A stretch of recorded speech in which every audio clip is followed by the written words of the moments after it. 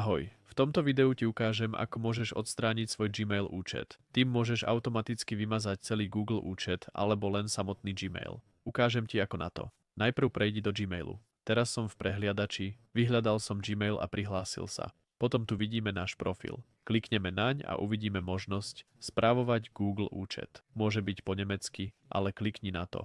Na vymazanie účtu je tu vyhľadávací riadok. Zadaj odstrániť alebo nemecky löschen. Potom uvidíme dve možnosti. Odstrániť Google účet alebo odstrániť Google službu. Gmail je Google služba. Ak chceme odstrániť len Gmail, klikneme tu. Ak chceš vymazať celý účet, klikni sem. Teraz kliknem na spodný a prejdem na tento odpadkový kôš. Kliknem naň a potom potrebujete iný e-mail na prihlásenie do Google. Pošlete ho, zadáte overovací kód a potom môžete účet vymazať. Ak chcete druhú možnosť, teda vymazať účet Google, posuňte sa dole a zaškrtnite dve políčka. Je dôležité, že účet Google bude natrvalo odstránený, takže ho už nebudete môcť nejako obnoviť. Potom klikneme na vymazať účet a uvidíme, že účet Google bol úspešne odstránený. Je ešte možnosť ho obnoviť, ale potom už nie. Ak vám toto video pomohlo, potešil by ma like. Dovidenia.